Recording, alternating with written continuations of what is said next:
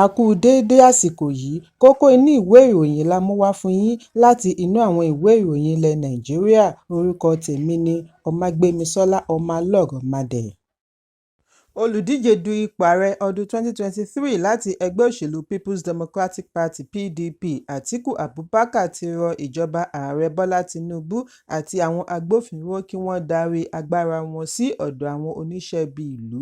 Lórí ẹ̀rọ abánidọ́rẹ̀ẹ́ Facebook ni Atiku ti ṣe ẹ̀sùn wípé ìṣọwọ́ṣèjọba Tinubu ti wá kọjá ti ìgbà ológun.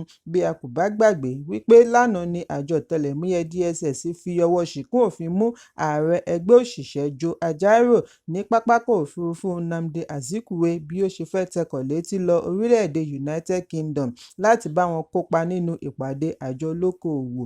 Fún odidi ọjọ́ kan ni wọ́n fi Ajaero sí àhámọ́ kí wọ́n tó yọ̀ǹda rẹ̀ ní òru alẹ́ àná. Nígbà tí ó ń fèsì ní Atiku ní bí wọ́n ṣe mú Ajaero ṣe àpẹẹrẹ ìgbìyànjú ìjọba láti kó àwọn òṣìṣẹ́ ní pápá mọ́ra. Bákan náà ni ó ní ìkọlù tí àjọ DSS ṣe sí iléeṣẹ́ Serap náà ṣe lòdì sí àlàálẹ̀ ẹ̀tọ́ ọmọnìyàn àti ìdájọ́. Ẹ̀kúnrẹ́rẹ́ ìròyìn wà nínú ìwé ìròyìn Punch tó jáde lónìí. GOC fún iléeṣẹ́ ológun 6th Division Major General JH Abdulsalam ti lérí wípé iléeṣẹ́ ológun yóò tẹ̀síwájú ìwádìí wọn ní ìlú Okuama, ìjọba ìbílẹ̀ Gúúsù Ughelli, ìpínlẹ̀ Delta, títí àwọn yóò fi rí gbogbo àwọn irinṣẹ́ wọn tí àwọn jàǹdùkú gbà padà pátápátá. GOC sọ èyí lónìí níbi ìpàdé pẹ̀lú àwọn akọ̀ròyìn bí ó ti ṣe ìrántí pẹ̀lú ẹ̀dùn ọkàn ìpàìyà tí wọ́n pa ikọ̀ ológun ní ìlú Okuama nínú oṣù kẹta ọdún yìí. Abdulsalam sẹ́ ẹ̀sùn wípé àwọn ológun ya wọ Okuama ní ọjọ́ Ajé.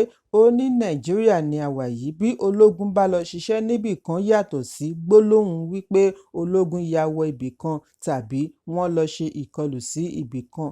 Fún ìdí èyí, ojúṣe ológun ni àwọn lọ ṣe, kì í ṣe wípé àwọn ya wọ ibẹ̀. Ẹ̀kúnrẹ́rẹ́ ìròyìn wà nínú ìwé ìròyìn Daily Post tó jáde lónìí. Lónìí ni alága àjọ elétò ìdìbò INEC Akàwégboyè Mahmood Yakubu lọ ṣe àbẹ̀wò sí ìjọba ìbílẹ̀ 4 ní ìpínlẹ̀ Edo láti ṣàmójútó àwọn ohun èlò ìdìbò non-sensitive materials síwájú ìdìbò gómìnà tí yóò wáyé ní ọjọ́ àbámẹ́ta ọjọ́ 21 oṣù kẹsàn-án ọdún 2024. Ibi àkọ́kọ́ tí Yakubu dé sí ní ẹ̀ka iléeṣẹ́ INEC ní ìjọba ìbílẹ̀ Ìpobà Ọ̀ka, níbi tí wọ́n ti mú kiri ilé ìkẹ́rùsí pẹ̀lú alámòjútó INEC ní ìpínlẹ̀ Ọ̀gbẹ́ni James Gambu bí ó ti ń dáhùn ìbéèrè tí alága ń bi fún ìgbáradì ìdìbò ìbílẹ̀. Lẹ́yìn èyí ni alága pẹ̀lú àwọn tí wọ́n jọ kọ́wọ̀ọ́rìn lọ kiri sí ibi àyẹ̀wò àwọn ohun èlò tí wọ́n ti kó pamọ́ ní ẹ̀ka wọn yòókù. Ẹ̀kúnrẹ́rẹ́ ìròyìn wà nínú ìwé ìròyìn Daily Post tó jáde lónìí. Àwọn àgbẹ̀ kan ní ìpínlẹ̀ Anambra ni wọ́n ti lọ ń ká èrè oko wọn láì tíì gbó láti lè dènà ẹ̀kún omi tí wọ́n ti ń rí àpẹẹrẹ rẹ̀ ní agbègbè ọ̀pọ̀ oko láàrin ìlú ní Anambra ni wọ́n ní ẹ̀kún omi ti ń gbà lẹ́yìn tí omi kún sí ju ti tẹ́lẹ̀ lọ. Akọ̀wé fún àjọ alámòjútó ìṣẹ̀lẹ̀ pàjáwìrì ní ìpínlẹ̀ SEMA, Olóyè Paul Odenigbo, ni ó ṣe àfihàn yìí nígbà tí ó ń jíyìn lórí bí ipò ẹ̀kún omi ṣe rí ní ìpínlẹ̀.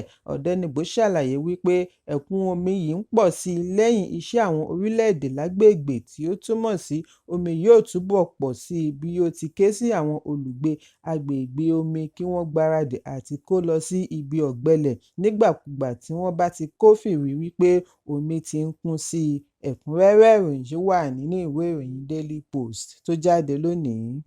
Lẹ́yìn ìjàmbá ẹ̀kún omi tí ó bẹ́ sílẹ̀ ní ìlú Maiduguri, ìpínlẹ̀ Borno, ọ̀ọ̀nì, ejò, àkekèé pẹ̀lú àwọn ẹranko búburú mìíràn ni a gbọ́ wípé wọ́n ti gbàjọba agbègbè tí ẹ̀kún omi ti ń dà wọ́n láàmú, pàápàá jùlọ agbègbè Post Office àti Monday Market tí wọ́n wà nítòsí ọgbà ẹranko Sheu Kyari Park Zoo. Ìròyìn jábọ̀ wípé ẹ̀kún omi ti gba apá kan ifásitì Maiduguri pẹ̀lú ilé ìwòsàn ìkọ́ṣẹ́mọṣẹ́ ìṣègùn òyìnbó Gwange Moro State Low Cost 500 Abagana Housing Estate gbajúgbajà ọjà ọjọ́ ajé Lagos Street NUJ Center àti ilé ìjọba. Lánàá ni ìjọba ìpínlẹ̀ fi àtẹ̀jíṣẹ́ ránṣẹ́ láti fi ṣe ìkìlọ̀ tó gbópọn bí wọ́n ti iléèwé pa tí omi gba gbogbo agbègbè kí ìbú omi Àlàó Dàmú tó wá wó kanlẹ̀ pátápátá lówùúrọ̀ òní.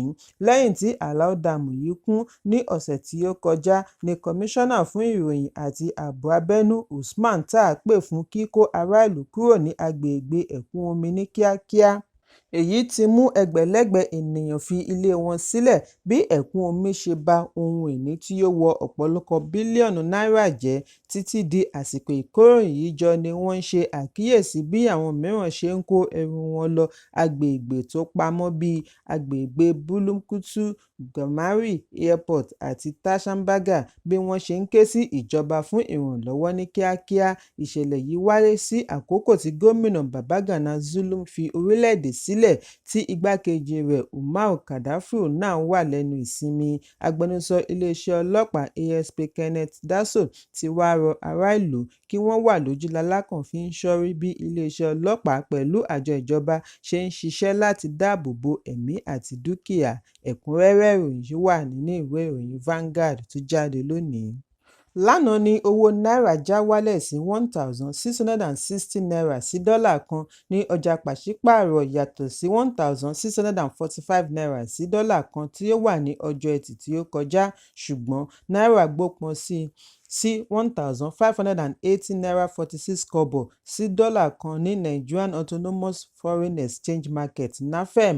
Àkọọ́lẹ̀ láti FMDQ ṣe àfihàn wípé NAFEM ń wálẹ̀ sí n1,580 látorí n1,593 tí ó wà ní òpin ọ̀sẹ̀ tí ó kọjá.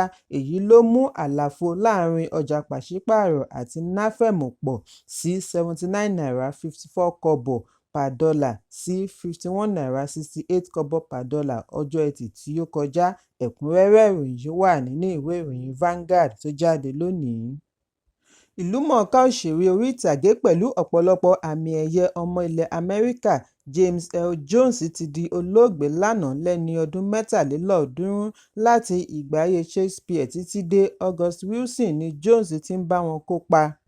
Bákan náà ni ó bá wọn kópa nínú ìlúmọ̀ọ́ká eré tí wọ́n pe àkọlé rẹ̀ ní The Lion King gẹ́gẹ́ bí Mufasa. Àmì ẹ̀yẹ Tony 3 pẹ̀lú àmì ẹ̀yẹ ayérayé Lifetime Award ni ó gbà, Emmy 2 àti Grammy 1 pẹ̀lú àmì ẹ̀yẹ Oscar fún àṣeyọrí ayérayé Lifetime Achievement Award. Ọdún 1971 ni ó di ọmọ aláwọ̀ dúdú kan ṣoṣo tí wọ́n yàn fún àmì ẹ̀yẹ Academy Award fún òṣèrékùnrin tó dángájíá jù lẹ́yìn Sidney Poitier. Ẹ̀kúnrẹ́rẹ́ ìròyìn yìí wà nínú ìwé ìròyìn Punch tó jáde lónìí. Ikọ̀ ẹgbẹ́ agbábọ́ọ̀lù Nàìjíríà ti kọ̀ láti na Rwanda nínú ìdíje 2025 Africa Cup of Nations qualifier tí wọ́n gbá ní Kigali lónìí ọjọ́ Ìṣẹ́gun. Ìdíje ọ̀hún parí pẹ̀lú ọ̀mì fún orílẹ̀-èdè méjèèjì. Victor Boniface ni ó gbá bọ́ọ̀lù bí ó ti bọ́ sí ọ̀dọ̀ Ademola Lookman kí ó tó ju bọ́ọ̀lù sáwọ̀n, ṣùgbọ́n rẹfirí kò gbà á wọlé. Nàìjíríà ni ó ń darí Group D pẹ̀lú pọ́ìntì 4 nígbà tí Rwanda wà ní ìpele kejì pẹ̀lú pọ́ìntì 2. Ẹ̀kúnrẹ́rẹ́ ìròyìn yìí wà nínú ìwé ìròyìn Daily Post tó jáde lónìí. Kókó inú ìwé ìròyìn tòní kò ní jù báyìí lọ.